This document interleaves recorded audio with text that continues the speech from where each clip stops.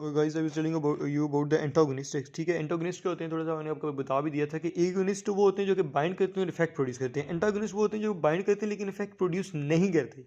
ठीक है, ये नहीं कहना कि गलत प्रोड्यूस करते हैं, ये प्रोड्यूस करते ही नहीं है। ठीक है, एक और यहाँ पे आपको टर्म बतानी है, यह आ जाता है यहाँ पे इनवर्स एगोनिस्ट। ठीक है, इनवर्स एगोनिस्ट ये है कि एगोनिस्ट इफेक्ट प्रोड्यूस करेंगे, एंटागोनिस्ट प्रोड्यूस नहीं करेंगे।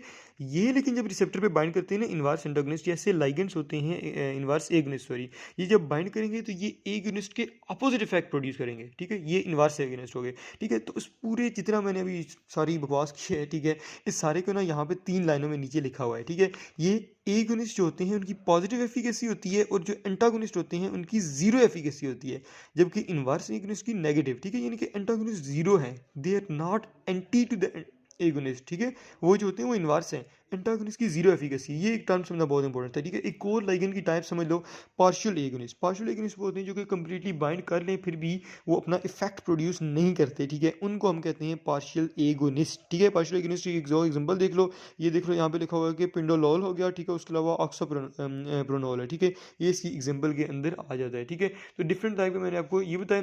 उसके बाद मैंने ये आपको लाइगेंड्स बता दी। ठीक है, लाइगेंड की 3-4 टाइप है, अब रिसेप्टर की भी 3-4 है। ठीक है, मोटा मोटा आपको बता दूँ यहीं से। ठीक है, एक मिनट इसको मैं एडजस्ट कर लूँ।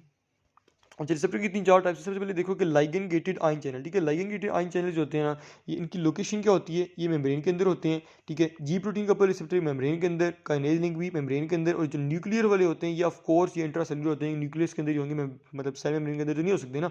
ठीक है, उसके बाद ये दूसरा पॉइंट इसको छोड़ दो। ठीक है, उसके बाद देखो देखने कपलिंग इनकी कैसी होती है। ठीक है, कपलिंग का टर्म देख लो होती कैसी है, जो कपलिंग होता क्या है मैं फिर आपको बताता हूँ। ठीक है, कपलिंग जो है ना वो आमतौर पर लाइगेंड गेटेड वाले की डायरेक्ट, फिर जी प्रोटीन डायरेक्ट, और उसके बाद वाया डीएनए होती है। ठीक है, एग्जांपल्स भी अगर याद रह सकती हैं तो एक एक कर लो, बेटर है। ठीक है, लाइगेंड गेटेड आयन चैनल की जो एग्जांपल है ना, इसमें बेटर सबसे मोस्ट कॉमन एग्जांपल जो एसिटाइल कोलिन रिसेप्टर है। ठीक है, तो वो लाइगेंड गेटेड है, उसकी बहुत कॉमन एग्जांपल देखो यार, उसके ऊपर एसिटाइल कोलिन बाइंड करेगा तो वो ओपन हो जाएगा। ठीक है, वो उसकी एग्जांपल आ जाती है। आयन चैनल्स होते हैं जी प्रोटीन कपल रिसेप्टर की, तो बहुत सारी एग्जांपल भरी पड़ी हैं। ठीक है, इसके अंदर भी आपने क्या याद रखना है, इसके अंदर आप एड्रीनल रिसेप्टर याद रख लो। ठीक है, ये भी याद रखना, मतलब एसिटाइल कोलिन दोनों में आ गया। ठीक है, उस बाद तीसरा आ जाता है काइनेज लिंक जो होते हैं, काइनेज लिंक में इंसुलिन आ जाता है, उसके अलावा ट्रायोसिन के जो रिसेप्टर होते हैं यहाँ पर नहीं लिखे वो आ जाते हैं, ग्रोथ फैक्टर आ जाते हैं। उसमें nuclear receptor, nuclear receptor simple बात है वो जो कि जीन ट्रांसक्रिप्शन कराएंगे। जीन ट्रांसक्रिप्शन कौन कराए, या फिर उसको छोड़ दो, मैं आपको न्यूक्लियर रिसेप्टर की आसान तरीका बताता हूँ कि याद कैसे करना है। सिंपल देखो, जितने भी लिपोफिलिक मॉलिक्यूल्स होते हैं वो सेल मेम्ब्रेन को ईजिली क्रॉस कर जाते हैं।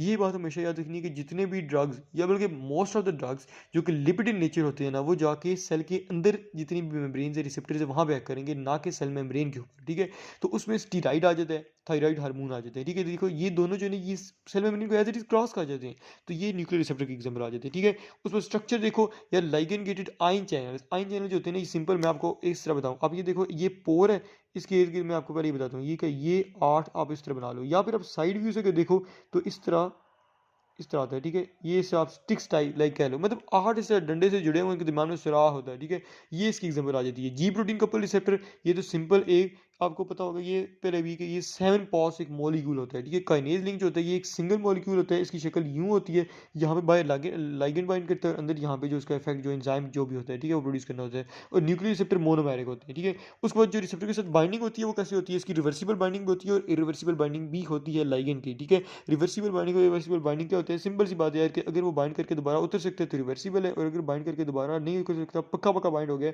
तो वो इरिवर्सिबल है। अभी यहाँ पे ना एक मजे की बात जो याद रखनी है वो क्या है, कि अगर इरिवर्सिबल बाइंडिंग होगी तो उसकी एक बड़ा मजे का इफेक्ट है, क्या है कि लाइक एक ड्रग गया, उसने बाइंड कर लिया एक रिसेप्टर के साथ। ठीक है, यहाँ पे देखो ये लिखा हुआ डाउन रेगुलेशन। ठीक है, तो अगर एक ड्रग गया उसने रिसेप्टर के साथ बाइंड किया और वो बाइंड ही रहा, इरिवर्सिबली उसके साथ बाउंड हो गया, वो उतर नहीं पा रहा, तो as a result down regulation हो जाती है। डाउन रेगुलेशन क्या होता है कि रिसेप्टर की प्रोडक्शन भी कम हो जाती है और रिसेप्टर की जो ऑलरेडी प्रेजेंट है उनकी भी डिग्रेडेशन होना शुरू हो जाती है। ठीक है, ये डाउन रेगुलेशन होना शुरू है। इसकी एग्जाम्पल ब्रोंकियल एजमा है। ठीक है, ब्रोंकियल एजमा के अंदर क्या होता है कि सिंपल जो पेशेंट्स होते हैं वो डिफरेंट तरह के ड्रग ले लेते हैं, मोस्ट कॉमनली बीटा ब्लॉकर्स ले रहे होते हैं। ठीक है, तो उनके अंदर क्या होता है कि डाउन रेगुलेशन होना शुरू हो जाती है। ठीक है, ये इसकी एग्जाम्पल है। यहाँ पे कुछ और चीज़ें भी दी हुई हैं। ठीक है, जो मैकेनिज्म ऑफ ड्रग एक्शन में ड्रग रिसेप्टर इंटरेक्शन के अंदर इंपॉर्टेंट है, लेकिन वो मैं आपको अभी एक्सप्लेन नहीं करूँगा, वो क्योंकि सबको पहले आती होती है। जी प्रोटीन कपल मैकेनिज्म है, उसके अलावा CAMP जो पाथवे होता है वो होता है। ठीक है, उसके बाद एक और थोड़ा सा क्लिनिकली इंपॉर्टेंट क्वेश्चन है, वैसे एग्जाम पॉइंट ऑफ व्यू से आई डोंट थिंक सो कितना इंपॉर्टेंट है, लेकिन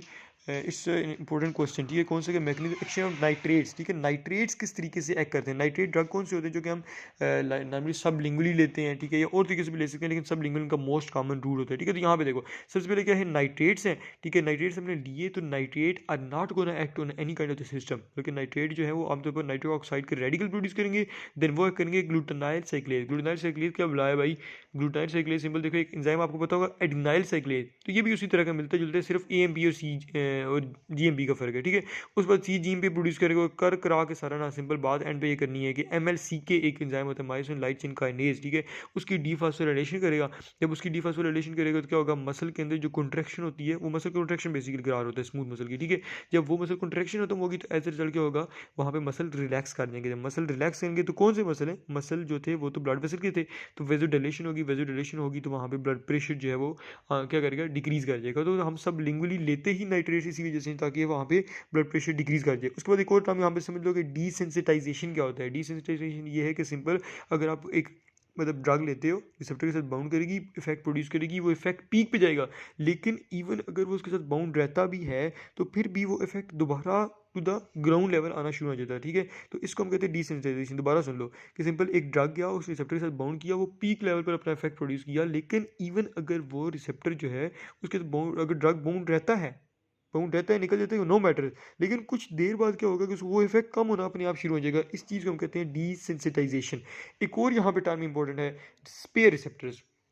ये सारा मैं अभी आप लोगों को ड्रग रिसेप्टर इंटरेक्शन ही पढ़ा रहा हूँ, ठीक है। तो स्पेयर रिसेप्टर के अंदर क्या है, स्पेयर रिसेप्टर सिंपल आप कहो कि यार वो रिसेप्टर हैं जो कि एक्स्ट्रा है, स्पेयर पड़े हुए हैं। मैं आपको इसकी एग्जांपल देता हूँ कि एक मतलब आपको हाइपोथेटिकल एग्जांपल है, ठीक है, कि एक बंदा था, ठीक है, उसने क्या किया, उसने उसके अंदर 100 इफेक्ट रिसेप्टर मौजूद है, ठीक है। उसने ड्रग ली, ड्रग ने उसने इतनी मैक्सिमम ड्रग ले ली जितनी वो ले सकता था विद इन द थेराप्यूटिकल रेंज रह के, विद इन थेराप्यूटिक लिमिट, ठीक है। उसने ले ली मैक्सिमम ड्रग, लेकिन वो 10 रिसेप्टर के साथ बाउंड करेगी, बाकी के साथ नहीं करेगी, ठीक है। तो कहते हैं कि एक्स्ट्रा रिसेप्टर मौजूद हैं, लेकिन वो मैक्सिमम एफिकेसी पहले ही रीच हो गई है, ठीक है। तो जो वो जो एक्स्ट्रा रिसेप्टर्स है ना, वो स्पेयर रिसेप्टर है, ठीक है, उनके साथ ड्रग बाउंड कर ही नहीं सकती, ठीक है। तो ये हो गया स्पेयर रिसेप्टर, ठीक है। वो एक्स्ट्रा पड़े हुए हैं, वो एक्स्ट्रा किस लिए कि अगर पिछले में से कोई खराब होता है तो फिर वो यूज़ होंगे, वैसे वो यूज़ नहीं होने, ठीक है। ये नहीं कि दिए जो दो वो यूज़ होते जाएंगे, ठीक है। ये जितना मैंने आपको बताया ये सारा था ड्रग रिसेप्टर इंटरेक्शन। अभी तक मैंने आपको क्या बताया, अभी तक मैंने आपको एक मिनट, अभी तक मैंने मैकेनिज्म ड्रग एक्शन आपको बताया, फिजिकल मैकेनिज्म, केमिकल मैकेनिज्म और ड्रग रिसेप्टर मैकेनिज्म, ठीक है।